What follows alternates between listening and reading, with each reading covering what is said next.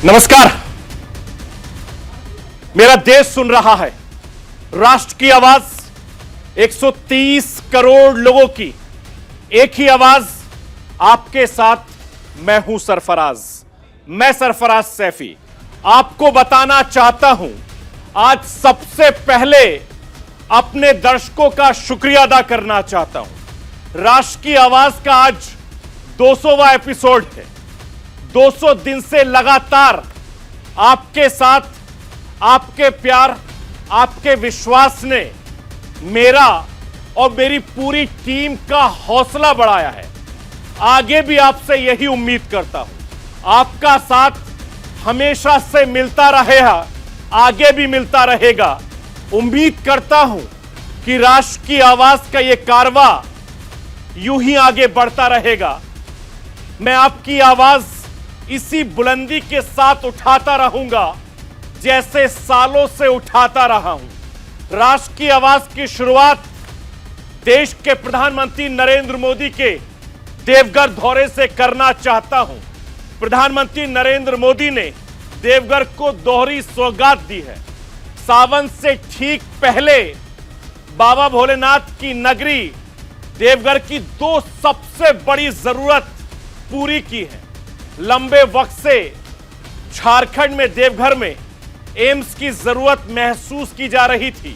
लंबे वक्त से भोले के भक्तों को देवघर में एयरपोर्ट की जरूरत महसूस होती रही है। आज प्रधानमंत्री नरेंद्र मोदी ने देवघर की दोनों बड़ी मांगें पूरी कर दी। मैं आपको यह बताना चाहता हूं कि झारखंड के बाद देश के प्रधानमंत्री नरेंद्र मोदी बिहार पहुंचे। बिहार विधानसभा के शताब्दी समारोह में पीएम मोदी ने शिरकत की। बिहार विधानसभा शताब्दी स्तंभ का लोकार्पण किया और यह पहला मौका था जब देश का कोई प्रधानमंत्री बिहार विधानसभा में मौजूद रहा। बिहार विधानसभा के 100 साल और स्वतंत्रता के 75 साल सिर्फ वक्त का संयोग नहीं है। इस संयोग के पीछे अतीत की साझेदारी से जुड़ा एक महत्वपूर्ण संदेश है, जिसे प्रधानमंत्री मोदी ने अपने संबोधन में दोहराया। लोकतंत्र की नींव जिस धरती पर पड़ी, वहां से 100 साल पुराने विधानसभा परिसर से प्रधानमंत्री नरेंद्र मोदी ने क्या खास संदेश दिया, वो आपको बताऊंगा भी, दिखाऊंगा भी और समझाने की कोशिश भी करूंगा। श्रीलंका से आ रही तस्वीरें डराने वाली हैं, परेशान करने वाली हैं। श्रीलंका के लोगों ने राष्ट्रपति भवन पर कब्जा कर लिया। श्रीलंका के लोग लगातार राष्ट्रपति गोटाबाया के इस्तीफे की मांग कर रहे हैं। श्रीलंका की सियासत से राजपक्षे परिवार के सफाई की डिमांड आ रही है, लेकिन आगे क्या होगा? श्रीलंका के करीब 2 करोड़ आबादी का क्या होगा? क्या राष्ट्रपति के इस्तीफे से श्रीलंका के आर्थिक हालात सुधर जाएंगे? क्या सर्वदलीय सरकार से बनेगी बात? श्रीलंका के मौजूदा हालात के बारे में आपको दिखाऊंगा भी और ताजा अपडेट देने की कोशिश करूंगा। मैं अपने हिंदुस्तान के कोने कोने की आवाज को दिल्ली तक पहुंचाता हूं। दिल्ली की आवाज को मैं देश के कोने कोने तक पहुंचाता हूं। नेताओं की आवाज को मैं आम लोगों तक पहुंचाता हूं। आम लोगों की आवाज को मैं अपने हिंदुस्तान के हुक्मरानों तक पहुंचाता हूं। आपकी आवाज से मिलती है मेरी आवाज और बन जाती है राष्ट्र की आवाज।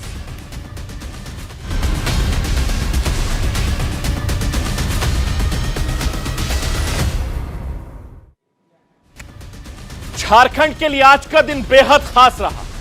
बाबा धाम के नाम से मशहूर भोलेनाथ की नगरी देवघर को एक दिन में देश के प्रधानमंत्री नरेंद्र मोदी ने 2 बड़ी सौगात दी है।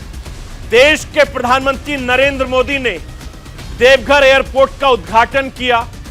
पीएम मोदी ने देवघर के लोगों को एम्स का तोहफा दिया। देवघर एम्स का फायदा उठाएगा झारखंड के अलावा आसपास के इलाकों के मरीजों को भी ये बड़ी सौगात है। मैं आपको ये बताना चाहता हूं कि सावन का महीना शुरू होने से पहले देश के प्रधानमंत्री नरेंद्र मोदी बाबा भोले की नगरी पहुंचे।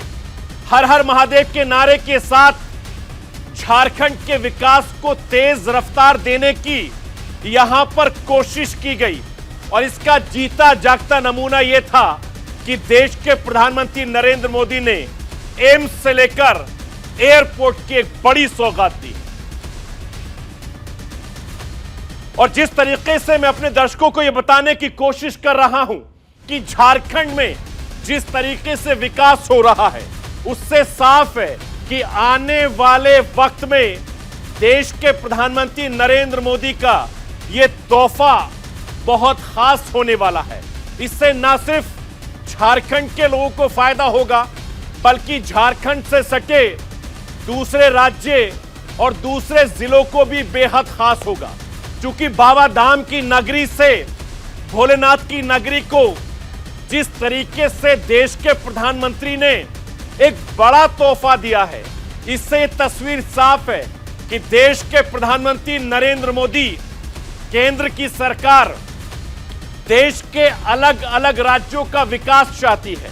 देवघर में एम्स बनने से न सिर्फ झारखंड के लोगों को फायदा पहुंचेगा, बल्कि जो बड़ी तादाद में बिहार झारखंड से मरीज दिल्ली आते थे, उनका इलाज अब देवघर में होगा।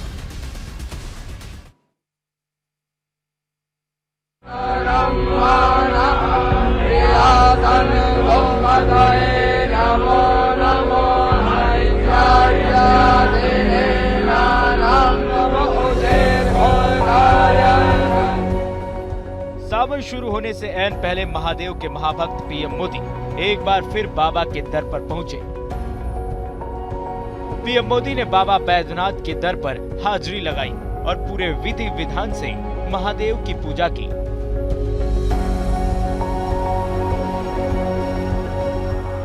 प्रधानमंत्री मोदी बाबा के भक्त हैं। देवों के देव महादेव के दिल से आराधना करते हैं। जब जब उन्हें मौका मिलता है, तब तब बाबा के दर पर पहुंच जाते हैं।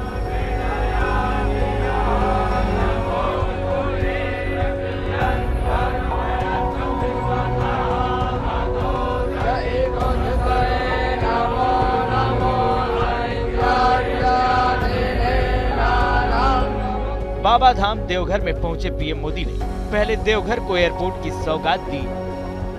देवघर एयरपोर्ट को अत्याधुनिक तकनीक से तैयार किया गया है। 401 करोड़ की लागत से बना है एयरपोर्ट। 654 एकड़ में बनाया गया एयरपोर्ट। एयरपोर्ट पर 2500 मीटर लंबा रनवे।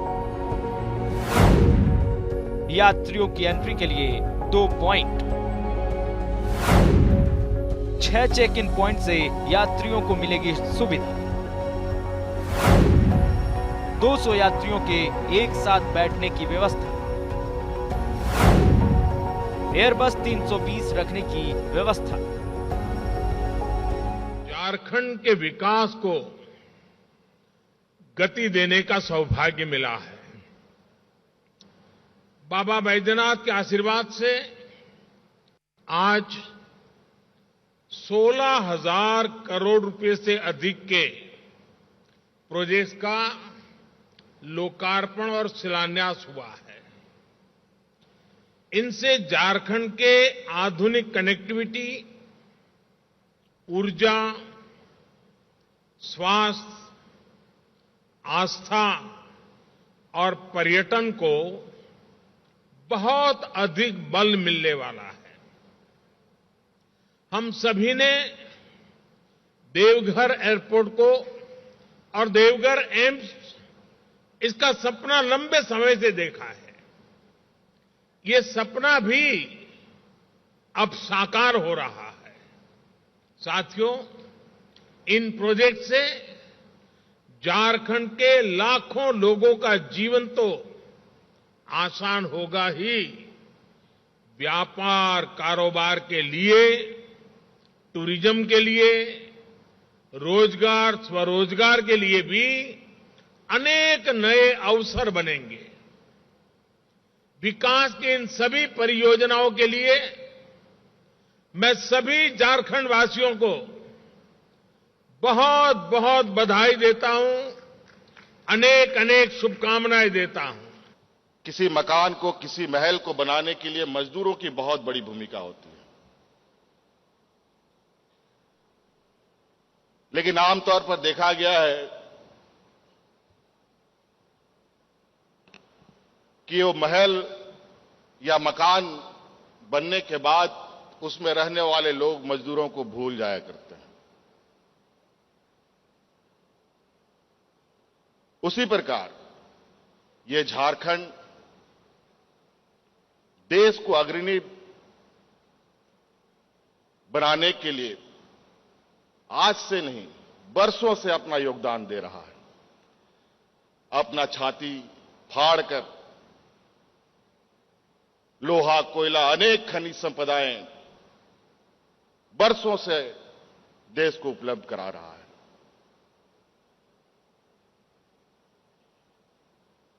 और आज बारी है और हमें उम्मीद है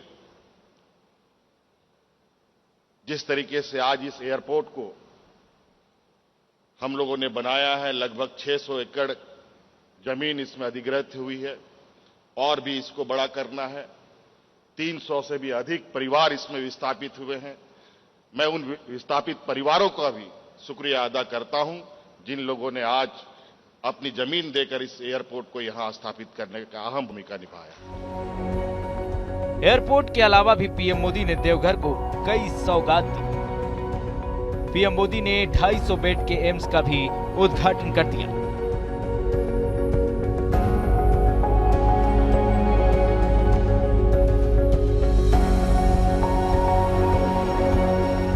एयरपोर्ट का उद्घाटन करने के बाद पीएम मोदी ने तकरीबन 12 किलोमीटर लंबा रोड शो किया।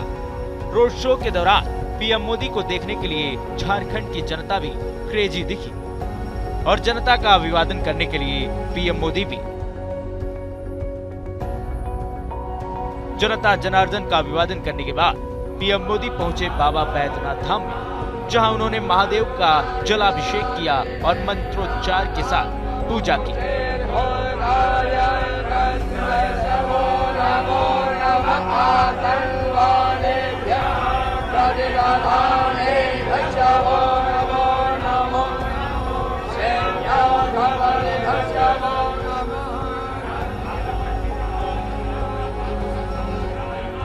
बाबा बैद्यनाथ के दर्शन के बाद पीएम मोदी ने एक जनसभा को भी संबोधित किया। रैली में हजारों लोगों की भीड़ थी, जिसे देखकर पीएम मोदी भी उत्साहित हो गए और विपक्ष को निशाने पर ले लिया।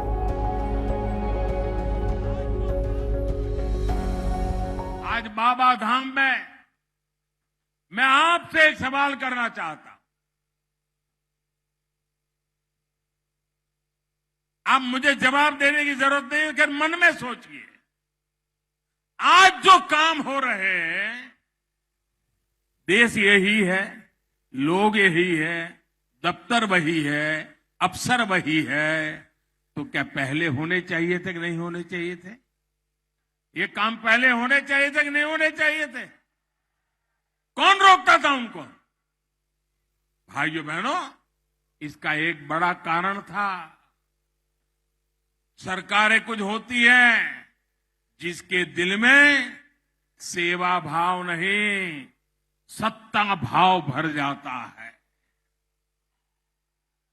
और ये सत्ता भाव के कारण वे लंबे समय तक जो सरकारों में रहे, उनकी प्राथमिकता सत्ता, सर्वसत्ता, सबदूर सत्ता, कहां से मिले वहां से पाना, सिर्फ सत्ता, यही उनका ख्याल, यही उनका मंत्र, वही उनकी प्राथमिकता। सेवा कभी उनकी प्राथमिकता नहीं रही। अगर रहती तो देश आज आजादी के 75 साल मना रहा है, बहुत आगे पहुंच चुका होता। भाइयों, प्रधानमंत्री नरेंद्र मोदी ने झारखंड को एक बड़ी सौगात दी। एक तरफ एयरपोर्ट से यात्रियों को सहूलियत मिलेगी, तो एम्स से मरीजों को इलाज के लिए दूसरे राज्यों में भटकना नहीं पड़ेगा। दोहरी सौगात से देवघर को मिल रही सुविधाओं में इजाफा होगा और जैसा कि पीएम मोदी कहते हैं, विकास से ही हर समस्या का समाधान है, वैसा ही होगा भी। Bureau report, news India.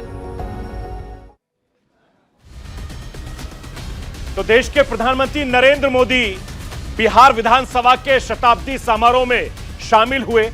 इस खास मौके पर देश के प्रधानमंत्री नरेंद्र मोदी ने शताब्दी स्तंभ का अनावरण किया।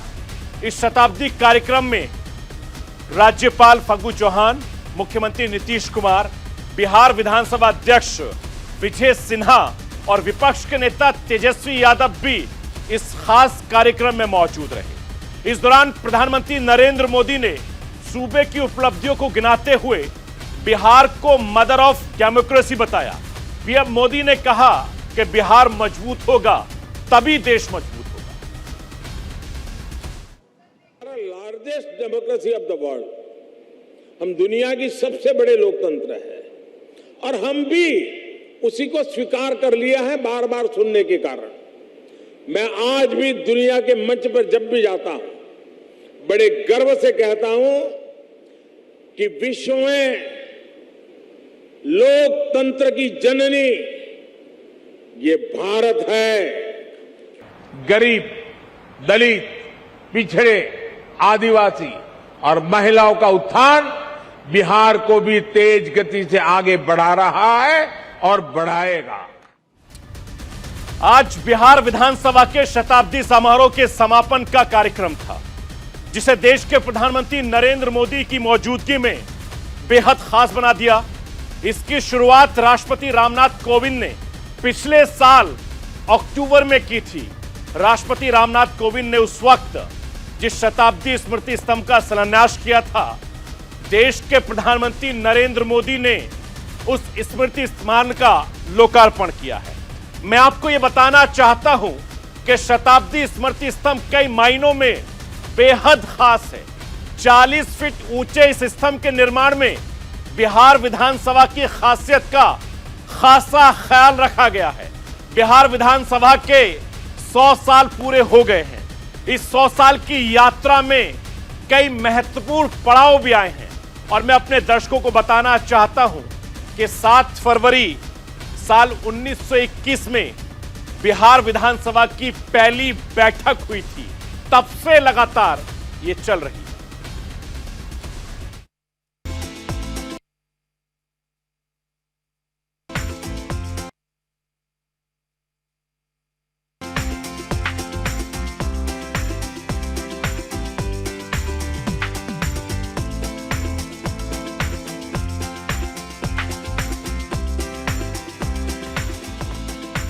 बिहार विधानसभा शताब्दी समारोह के समापन कार्यक्रम को प्रधानमंत्री नरेंद्र मोदी की उपस्थिति ने बेहद खास बना दिया। ये पहला मौका रहा जब देश के प्रधानमंत्री बिहार विधानसभा भवन पहुंचे। बिहार के लिए गौरव का पल रहा। प्रधानमंत्री नरेंद्र मोदी की उपस्थिति ने बिहार विधानसभा भवन के 100 साल की यात्रा में एक और महत्वपूर्ण अध्याय जोड़ दिया।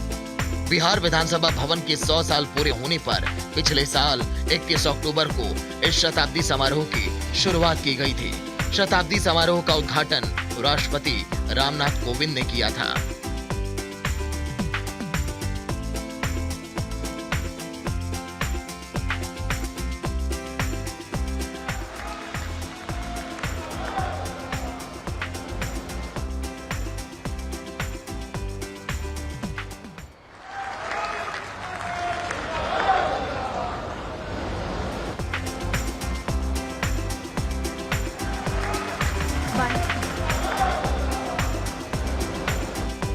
उसी दिन राष्ट्रपति रामनाथ कोविंद ने विधानसभा परिसर में शताब्दी स्मृति स्तंभ का शिलान्यास किया था, जिसका लोकार्पण आज पीएम नरेंद्र मोदी ने किया। कुल 40 फीट ऊंचे इस स्मृति स्तंभ की स्थापना मुख्य भवन के 100 वर्ष पूरे होने के सांकेतिक महत्व को दिखाने के लिए की गई। इस स्तंभ का डिजाइन इस ऐतिहासिक स्थल के वास्तुशिल्प को ध्यान में रखते हुए किया गया। नीचे का 25 फीट तक का यह हिस्सा राजस्थान के जैसलमेर के पत्थरों से तैयार हुआ। इसके ऊपर 15 फीट का ब्रॉन्ज मेटल का प्रतीक चिन्ह बोधि वृक्ष बना है।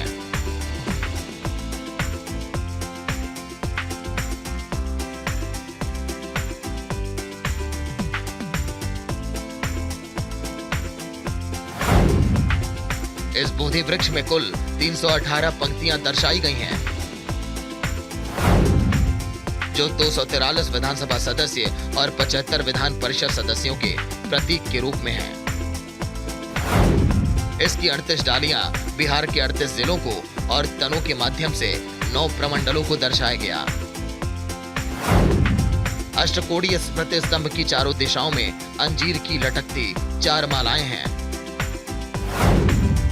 और बिहार सरकार के प्रतीक चिन्ह के रूप में स्वास्तिक के चिन्ह भी उकेरे गए। इस बेहद खास संरचना का निर्माण बिहार सरकार की भवन निर्माण विभाग ने राष्ट्रीय स्तर के शिल्पकारों के साथ मिलकर किया। बताया जा रहा है कि इस शताब्दी स्मृति स्तंभ के निर्माण में लगभग 3 करोड़ रुपए खर्च हुए हैं। बिहार विधानसभा परिसर में स्थित यह स्तंभ विधानसभा के 100 वर्षों की विधायी यात्रा और गौरवशाली परंपरा को प्रतिबिंबित करता है। दुनिया को लोकतंत्र का पाठ पढ़ाने वाले बिहार की धरती पर आधुनिक विधायी परंपरा की शुरुआत 100 साल पहले इस भवन के साथ ही संस्थागत रूप में हुई थी। बिहार विधानसभा भवन का निर्माण कार्य साल 1920 के मार्च महीने में पूरा हो गया था, लेकिन इसके अंदर कामकाज साल 1921 से ही शुरू हुई।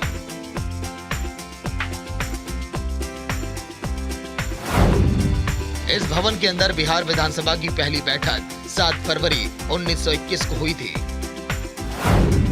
इस पहली बैठक में लॉर्ड सत्येंद्र प्रसाद सिन्हा ने गवर्नर के तौर पर शिरकत की थी।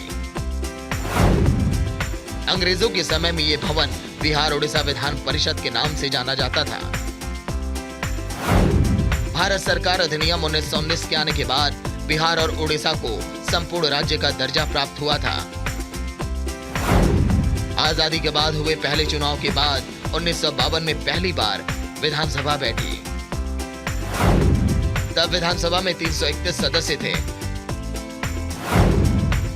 इस समय बिहार विधानसभा में 243 सदस्य हैं। वर्ष 2000 में झारखंड के अलग होने के कारण विधानसभा की सीटें कम हो गई। आजादी के पहले और बाद में भवन कई राजनीतिक बदलावों और उलटफेरों का गवाह बन चुका है। भवन के कई मुख्यमंत्रियों और विधानसभा अध्यक्षों का कार्यकाल भी देखा है।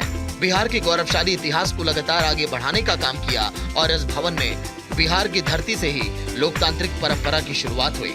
इसी धरती से भगवान बुद्ध ने दुनिया के आरंभिक गणराज्यों को जो शिक्षा दी, वो आज भारत के संविधान का हिस्सा है। हमारे देश में विकसित स्वस्थ संसदीय परंपरा का एक अनूठा उदाहरण है। यह बार बार कहते हुए मुझे फक्र होता है कि बिहार की धरती विश्व के प्रथम लोकतंत्र की जननी रही है। भगवान बुद्ध ने विश्व के आरंभिक गणराज्यों को प्रज्ञा तथा करुणा की शिक्षा दी थी। साथ ही उन गणराज्यों की लोकतांत्रिक व्यवस्था के आधार पर उन्होंने अपने संघ के नियम निर्धारित किए थे।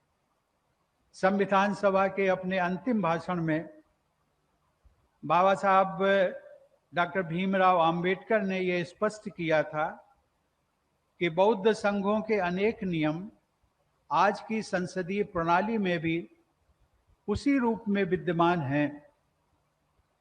आज से लगभग 2400 वर्ष पूर्व एक गरीब महिला जिसका नाम मोरा था, उसके पुत्र चंद्रगुप्त मौर्य को मगध का सम्राट बनाने से लेकर 1970 के दशक में ईमानदारी और उज्जवल चरित्र के प्रतीक जननायक कर्पूरी ठाकुर को मुख्यमंत्री बनाने तक इस धरती ने समता मूलक परंपरा स्थापित की।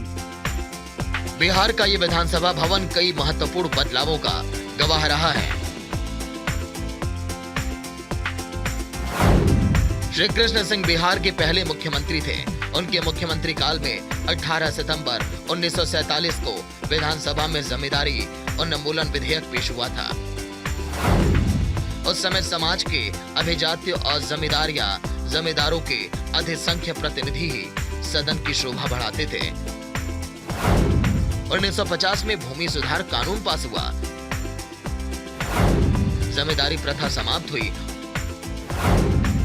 और राज्य में सामाजिक परिवर्तन के इतिहास में एक नए युग की शुरुआत हुई।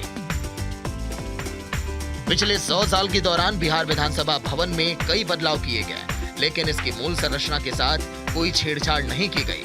मूल रूप से इतालवी पुनर्जागरण शैली में बिहार विधानसभा के इस भवन का निर्माण हुआ। इसमें समानुपाती संतुलन दिखता है। लंबे लंबे गोलाकार स्तंभ और अर्धवृत्ताकार मेहराब इसकी खूबसूरती को और भी बढ़ाते हैं। इस भवन में विशेष डिजाइनिंग के तहत एक निश्चित अंतराल पर कट मार्क है, जो इसे बेहद खूबसूरत बनाते हैं। एक्सपर्ट की नजर में यह इंडो सार्सेनिक शैली का विस्तार है।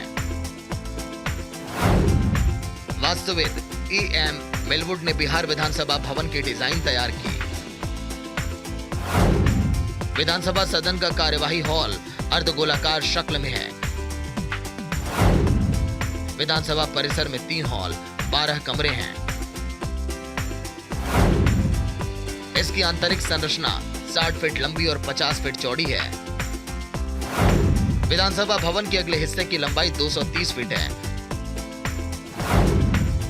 विधानमंडल के भवन को 1935 के अधिनियम के बाद 2 हिस्सों में बांटा गया। पिछले हिस्से में विधानसभा और दूसरे में विधान परिषद बनी। बिहार का विधानसभा भवन अपने शताब्दी समारोह के लिए सज धज कर तैयार हुआ तो इसकी रौनक देखते बनी। इस भवन की आभा में बिहार के गौरवशाली इतिहास की झलक दिखती है। इस भवन से प्रतिबिंबित होता समतामूलक समाज वाला संदेश देश ही नहीं पूरी दुनिया में सराहना हासिल करता है। Bureau report, news India. देश के आधे से ज्यादा राज्यों में बाढ़ बारिश का कहर देखा जा रहा है। बाढ़ और बारिश की वजह से लोग परेशान हैं, बेहाल हैं। देश के कई राज्यों में पानी ही पानी नजर आ रहा है और मौसम विभाग ने फिलहाल इन राज्यों में राहत की बात अभी नहीं कही है। मैं आपको यह बताना चाहता हूं कि देश के किन किन राज्यों में बारिश और बाढ़ का कहर जारी है, वो आपको दिखाने की कोशिश करता हूं। जरा देखिए, गुजरात के ज्यादातर जिलों में इस तरीके से सैलाब आया हुआ है और इन सैलाब की वजह से लोग बहुत परेशान हैं। राहत बचाव कार्यक्रम चल रहा है। ये तस्वीरें देखिए, नदियां उफान पर है, पहाड़ों पर अलग अलग तरीके से पानी निकल रहा है, पुल टूट गए हैं और तमाम जो लोग हैं वो कुछ लोग लुत्फ उठा रहे हैं, लेकिन कुछ लोग बेहाल हैं। ये तस्वीरें मैं आपको गुजरात की दिखा रहा हूं, जहां पर लगातार बारिश हो रही है और इस बारिश की वजह से लोग बेहाल हैं, परेशान हैं। और सबसे बड़ी बात यह है कि जिस तरफ भी आपकी नजर जाएगी उस तरफ आपको पानी ही पानी नजर आएगा। ये तस्वीरें गुजरात के अलावा महाराष्ट्र की मैं दिखा रहा हूं। महाराष्ट्र में भी कमोवेश यही हाल बना हुआ है।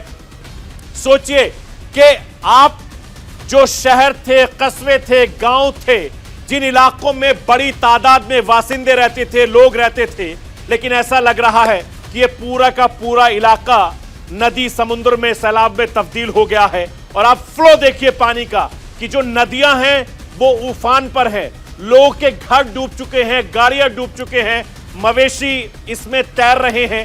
मंदिर भी आपको डूबा हुआ नजर आ रहा होगा, जो धार्मिक स्थल है उनका भी इस तरीके से यह हाल बना हुआ है। गली मोहल्ले, शहर, कस्बे, तमाम जो तस्वीरें वो देखिए। मध्य प्रदेश की तस्वीरें देखिए, गुजरात के बाद महाराष्ट्र, महाराष्ट्र के बाद मध्य प्रदेश की ये तस्वीर आप देखिए। ये पश्चिम बंगाल की मैं तस्वीरें दिखा रहा हूं, जहां पर बड़ी तादाद में यहां पर भी इसी तरीके का हाल बना हुआ है। और ये तस्वीरें देखकर अंदाजा लगाइए कि अलग अलग राज्यों में, अलग अलग शहरों में इस तरीके से हाल बेहाल बना हुआ है। और ये तांडव है। पेट्रोल पंप की तस्वीरें देखिए आप कि किस तरीके से बारिश हो रही है और बारिश की वजह से लोग जब पेट्रोल भरवाने के लिए पेट्रोल पंप पर जाते हैं तो कितनी मुसीबतों का सामना करना पड़ता है। ये तस्वीरें देखिए, ये हिमाचल प्रदेश की है, पहाड़ी इलाका है। पहाड़ी इलाके में भी जबरदस्त बर्फबारी हो रही है, बारिश हो रही है और इस बारिश की वजह से ओले भी पड़ रहे हैं, लोगों को बहुत ज्यादा दिक्कत और नुकसान हो रहा है। यानी हिमाचल प्रदेश का यह हाल देखिए, जो नदियां हैं वो उफान पर हैं। छत्तीसगढ़ की मैं तस्वीरें दिखा रहा हूं। छत्तीसगढ़ की तस्वीरें देखकर अंदाजा लगाइए कि कितना जबरदस्त यहां पर भी पानी ही पानी नजर आ रहा है। जिस तरफ भी आपकी नजर जाएगी उस तरफ आपको पानी ही पानी नजर आएगा।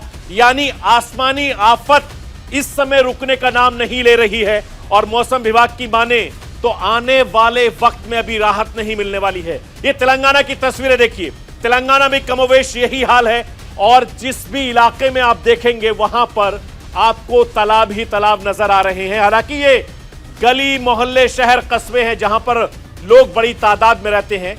देश के आधे से ज्यादा हिस्सों में यह हाल बना हुआ है और इसकी वजह से लोग बेहाल है, परेशान है।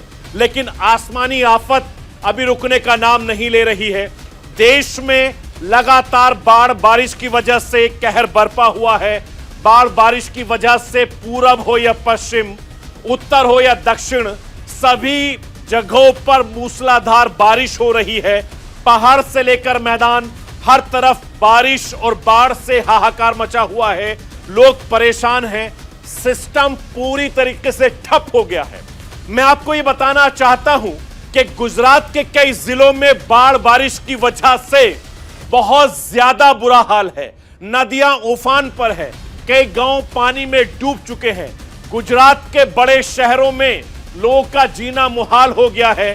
गुजरात के अलावा जो कमोवेश तस्वीरें महाराष्ट्र और दूसरे राज्यों से भी आ रही हैं, वो तस्वीरें मैं आपको दिखाता हूं कि किस तरीके से आधे से ज्यादा देश का हिस्सा इस वक्त बारिश और बाढ़ की वजह से बहुत ज्यादा परेशान है वहां के लोग और जिंदगी रफ्तार पर लौटने में बहुत वक्त भी लगेगा।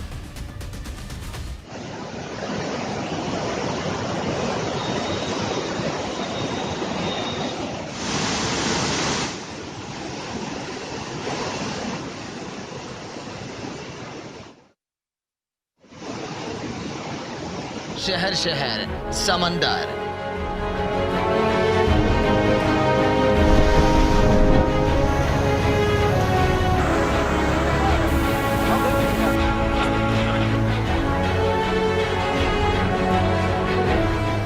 पहाड़ से लेकर मैदान तक आसमानी आफत से लोग त्राहिमाम त्राहिमाम कर रहे हैं। अमरनाथ गुफा के पास बादल फटने के बाद के हालात से लोग अभी संभलने की कोशिश कर रहे थे कि हिमाचल के कुल्लू में बादल फट गया। यानी पहाड़ पर आसमानी अटैक साफ दिखा। तो मैदानी इलाकों का हाल भी मूसलाधार बारिश की वजह से बेहाल है। आधे से अधिक भारत पर वाटर अटैक हुआ है।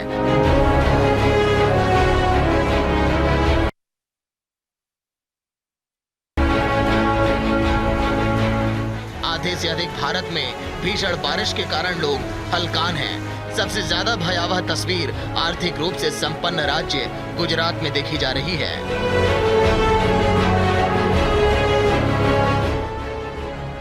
गुजरात के कई जिलों में भारी बारिश और उसके बाद बाढ़ के चलते आपातकाल का सामना कर रहे हैं। गुजरात के ज्यादातर जिलों से जो तस्वीर सामने आ रही है उससे गुजरात कुदरत के कहर के सामने बेबस दिखाई दे रहा है। नवसारी की इस तस्वीर को आप देखिए, पूरा इलाका डूब गया।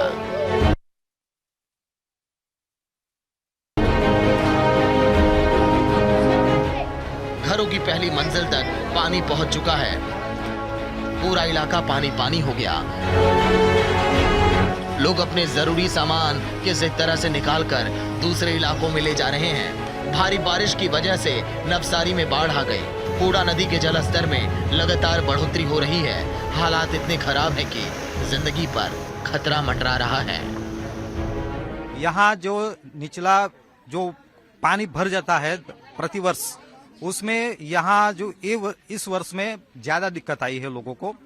और जो पानी आया है लोगों को जबरदस्ती बाहर का निकाला गया है। सामान भी अंदर रह गया है लोगों का और जो सामान सब भीग गया है, नुकसान हुआ है लोगों का। और जो प्रशासन है और जो पुलिस है, पुलिस शाम को 4 बजे आई थी और पानी आया 11 बजे। तो फिर लोगों को इधर जो खाना खा रहा था थाली में लोगों को खाना भी नहीं खाना दिया और जबरदस्ती उसको सबको बाहर निकाल दिया। कुछ ऐसा ही हाल भावनगर में भी है। भारी बारिश ने भावनगर में बाढ़ जैसे हालात बना दिए। जोरदार बारिश की वजह से जहां देखिए वहां पर पानी ही पानी दिखाई देता है। शहर के निचले इलाके तो पूरी तरह से डूब गए। पंचमहल में भी बारिश और बाढ़ की वजह से हालात काफी खराब हैं। लोग लगातार परेशानी का सामना कर रहे हैं।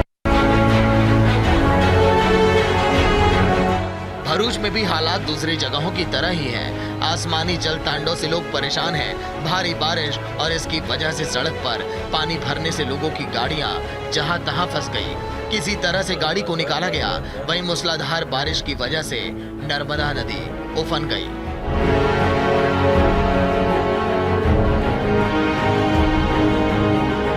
तस्वीर अहमदाबाद की है, जहां भारी बारिश के कारण सड़कें नदियों में तब्दील हो गई। हर तरफ पानी ही पानी दिखाई देता है। भारी बारिश के बाद प्रशासन ने स्कूल बंद करने का फैसला किया। पिछले एक हफ्ते से जो बारिश गुजरात में लगातार चल रही है, उसके चलते कई जिलों में रेड अलर्ट घोषित किया गया है। हम आपको बता दें कि गुजरात के दक्षिणी इलाके के डांग, नवसारी, वलसाड़, सूरत, तापी, इन जिलों को रेड अलर्ट पर रखा गया है और साथ ही साथ सौराष्ट्र के गिर सोमनाथ, अमरेली, भावनगर जिलों को ऑरेंज अलर्ट दिया गया है। हम आपको बता दें कि लगातार जिस तरह से बारिश गुजरात में हो रही है, उसके चलते गांधीनगर में ये फ्लड कंट्रोल रूम बना है, जो कि इमरजेंसी सेंटर है, जहां पर सीधे गुजरात के तमाम जिलों के मुखियाओं के साथ, जिला कलेक्टरों के साथ विमर्श होता है और उनसे हालिया परिस्थिति का जायजा लिया जाता है। हम आपको बता दें कि गुजरात के मुख्यमंत्री भूपेंद्र पटेल ने भी आज हवाई निरीक्षण करके गुजरात के बोडेली और मध्य गुजरात के जो इलाके हैं वहां पर उन्होंने एक दौरा किया, हवाई सर्वे किया और वहीं पर से स्थिति का जायजा लिया है। छोटे उदयपुर में भी भारी बारिश की वजह से हालात लगातार बिगड़ रहे हैं। आलम यह है कि रेस्क्यू के लिए एनडीआरएफ की टीमें लगाई गई। एनडीआरएफ की टीम ने बोट के जरिए 40 लोगों को रेस्क्यू कर सुरक्षित स्थान पर पहुंचाया। गुजरात में भारी बारिश ने तो रिकॉर्ड तोड़ दिया। शहर शहर आसमानी आफत का कहर है। लगातार हो रही बारिश के कारण जनजीवन अस्त व्यस्त हो गया। मुख्यमंत्री भूपेंद्र भाई पटेल ने प्रभावित इलाकों का हवाई सर्वेक्षण किया। बारिश के कारण गुजरात में हाहाकार। 2 दिन में 65 लोगों की मौत। 24 घंटों में 7 लोगों की गई जान। सूरत समेत 6 जिलों में रेड अलर्ट। गुजरात के पड़ोसी राज्य महाराष्ट्र में भी आसमान से आफत बरसी। कई जिलों में भारी बारिश के बाद बाढ़ कहर बरपा रही है। महाराष्ट्र में लगातार हो रही बारिश के कारण कई लोगों की जानें चली गई। मूसलाधार बारिश ने नासिक में सामान्य जनजीवन को अस्त व्यस्त कर दिया। पूरा इलाका जलमग्न हो गया। जिले के कई मंदिर पानी में डूब गए। गोदावरी नदी में जलस्तर लगातार बढ़ रहा है।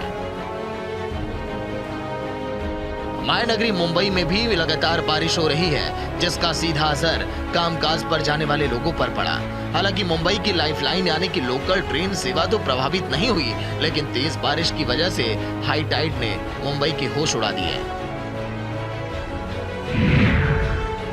महाराष्ट्र में आसमानी आफत। मुंबई, नासिक, गढ़चिरौली समेत कई इलाकों में भारी बारिश के बाद भीषण बारिश ने गोदावरी नदी को उफान पर ला दिया। 4 जिलों में ऑरेंज अलर्ट, 8 जिलों में येलो अलर्ट। बारिश के कहर से आधे से ज्यादा देश हलकान है। मध्य प्रदेश में भी हालात गुजरात और महाराष्ट्र की तरह है। मध्य प्रदेश के कई जिलों में बारिश की वजह से आफतकाल चल रहा है। बारिश के चलते विदिशा टापू में तब्दील हो गया। हर तरफ पानी ही पानी दिखाई देता है। विदिशा में बारिश का अंदाजा इसी बात से लगाया जा सकता है कि यहां महज 3.5 घंटे की बारिश में ही 8 इंच बारिश हो गई। भारी बारिश के चलते बस्तियों में पानी भर गया। तस्वीर विदिशा के वृद्ध आश्रम की है, जहां पानी अंदर तक भर गया। बुजुर्ग लोग किसी तरह से अपने आप को बचाए हुए हैं। राजधानी भोपाल में भी यही हालात हैं। भोपाल में भारी बारिश के बाद बाढ़ जैसे हालात बन गए। बेतवा नदी खतरे के निशान के ऊपर बह रही है। मध्य प्रदेश में आसमानी आफत। मध्य प्रदेश के ज्यादातर राज्यों में भारी बारिश। भोपाल, इंदौर, शहडोल समेत कई जिलों में ऑरेंज अलर्ट। देश की राजधानी दिल्ली में पिछले काफी दिनों से बारिश का इंतजार था।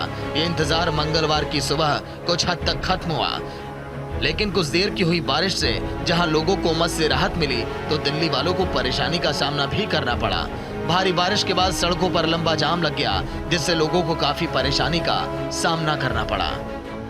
देश की राजधानी दिल्ली के अंदर जरा सी बारिश और उसके बाद जल भराव के बाद ट्रैफिक जो है वो पूरी तरीके से स्लो हो जाता है। गाड़ियों के पहिए थम जाते हैं। आज भी दिल्ली के अंदर 3 से 4 घंटे से लगातार बारिश हो रही है और देखिए ये तस्वीरें दिल्ली के आईएसबीटी के इलाके की हो। ट्रैफिक जो है पूरी तरीके से स्लो हो गया है। मेरे कैमरामैन जहां तक आपको दिखाना चाहेंगे, देखिए पीछे तकरीबन 3 से 4 किलोमीटर तक का जो लंबा ट्रैफिक जाम है वो इस सड़क पर लग गया है, क्योंकि राजधानी दिल्ली के अंदर जैसे ही थोड़ी सी बारिश होती है तो उसके बाद ट्रैफिक की जो समस्या है वो सबसे ज़्यादा देखने को मिलती है। पिछले कई सालों की बात करें तो दिल्ली के अंदर जैसे ही बारिश होती है तो दिल्ली के अंदर गाड़ियों की जो रफ्तार है उस पर अचानक से ब्रेक लग जाता है। आज भी अगर हम बात करें तो दिल्ली के कई इलाकों के अंदर सुबह से ही लंबा ट्रैफिक जाम देखने को मिल रहा है। इस सड़क पर भी दूर तक आपको जहां तक नजर जाएगी केवल गाड़ियां ही गाड़ियां नजर आएंगी और जो ट्रैफिक है वो पूरी तरीके से थम सा गया है। यानी कि दिल्ली के अंदर अगर बारिश है तो आपके वाहनों के जो पहिए हैं उस पर ब्रेक लगना लाजमी है। हालांकि इसके पीछे सबसे बड़ी जो वजह बताई जाती है, दिल्ली के अंदर जो जलभराव देखा जाता है उसकी वजह से जो ट्रैफिक है वो लगना शुरू हो जाता है। साथ ही साथ बात करें तो जो सड़कों पर नदी नालों के अंदर जो पानी है बारिश की वजह से वो नालों से बाहर पानी आ जाता है। ये भी एक सबसे बड़ी वजह मानी जाती है कि दिल्ली के अंदर ट्रैफिक लगना शुरू हो जाता है। इसके अलावा अगर बारिश जो है वो तेज हवा के साथ आती है तो दिल्ली की कई सड़कों पर पेड़ गिरने की घटनाएं भी जो सामने आती हैं, ये भी एक सबसे बड़े वजह मानी जाती है कि दिल्ली के अंदर ट्रैफिक लगना शुरू हो जाता है। तो कुल मिलाकर कहें तो दिल्ली के अंदर जहां एक तरफ बारिश लोगों के लिए चिलचिलाती गर्मी से राहत लेकर आई है, तो वहीं अगर हम दिल्ली की हर साल की समस्या है कि जैसे ही बारिश आती है तो लोगों को ट्रैफिक की समस्या से जूझना पड़ता है। पूरब हो या पश्चिम, उत्तर हो या फिर दक्षिण, तकरीबन सभी जगहों पर आसमानी आफत लगातार जारी है। यानी देश के आधे से ज्यादा राज्यों में भारी बारिश हो रही है, जिस वजह से कई जगहों पर बाढ़ जैसे हालात बन गए। आसमानी जल तांडव और उसके बाद बाढ़ से लोग बेहाल हैं। हालांकि ये कहानी हर साल की होती है, लेकिन सरकार की तरफ से इसके समाधान को लेकर बातें तो बड़ी बड़ी की जाती हैं, लेकिन जैसे ही मानसून की शुरुआत होती है सरकारी वादों और दावे बारिश में बह जाते हैं। Bureau report, news India. और गुजरात के कई जिलों में हाहाकार मचा हुआ है। आलम यह है कि लोगों को सुरक्षित निकालने के लिए रेस्क्यू ऑपरेशन चलाया जा रहा है। मैं आपको दिखाता हूं कि गुजरात के किन किन इलाकों में परेशानी हो रही है। 900 से ज्यादा लोगों को रेस्क्यू अभी तक कर लिया गया। 9000 से ज्यादा लोगों को 9000 से ज्यादा लोग यहां पर फंसे हुए थे, जिनको सुरक्षित जगहों पर ले जाकर भेज दिया गया है। अब तक 65 लोगों के मरने की खबर है, यानी 470 से ज्यादा लोगों को भी रेस्क्यू किया गया है अलग अलग जगहों से। इसके अलावा जो मौत का आंकड़ा है वो लगातार बढ़ता जा रहा है। 24 घंटे में 7 लोगों की मौत की खबर आई है इस बारिश की वजह से, बाढ़ की वजह से। अब तक 65 लोगों की मौत हो चुकी है। यानी जिस तरीके से बाढ़ और बारिश की वजह से लोगों का बुरा हाल है, एसडीआरएफ की 18 टीमें लगाई गई हैं जो लगातार राहत और बचाव काम में जुटी हुई हैं। और ये एसडीआरएफ की टीमें लगातार एक के बाद एक अलग अलग जगहों पर जाकर जहां खबर मिलती है वहां पर रेस्क्यू किया जाता है। ये गुजरात का हाल है जो मैंने आपको दिखाया, और गुजरात से सटे हुए महाराष्ट्र में कमोवेश यही हाल बना हुआ है। महाराष्ट्र में अगर नासिक की बात करूं तो अब तक 12 लोगों के मौत की खबर आ चुकी है। महाराष्ट्र के कई जिलों में मूसलाधार बारिश हो रही है और बारिश ये रुकने का नाम नहीं ले रही है। इसी तरीके से अलग अलग जगहों पर भी अलग अलग तरह से भी लोग हो रही है। नागपुर में 4 लोगों की मौत हो गई है इस बारिश की वजह से। और लगातार जो बारिश है महाराष्ट्र के कई जिलों में लगातार बनी हुई है, चाहे मुंबई हो, नासिक हो, नागपुर हो, गढ़चिरौली हो, औरंगाबाद हो, कोल्हापुर हो। इन तमाम जगहों पर जो तस्वीरें मैं आपको दिखा रहा हूं, इन तमाम जगहों पर लगातार बारिश हो रही है। मुंबई में रुक रुक कर बारिश हो रही है, सड़कों का हाल बुरा है। नासिक में भी कमोबेश यही हाल है जो मैंने आपको दिखाया। इसके अलावा जो दूसरे जिले हैं महाराष्ट्र के, वहां पर भी यही हाल बना हुआ है और बारिश लगातार होती जा रही है। महाराष्ट्र के ज्यादातर जिलों में कमोबेश यही हाल है, क्योंकि इन तमाम जगहों पर लगातार बारिश हो रही है और देश के आधे से ज्यादा हिस्सों में इस वक्त बारिश हो रही है और बारिश की वजह से लोग बेहाल हैं। तो ये थी राष्ट्र की आवाज। बाकी खबरों के लिए आप बने रहिए न्यूज़ इंडिया के साथ।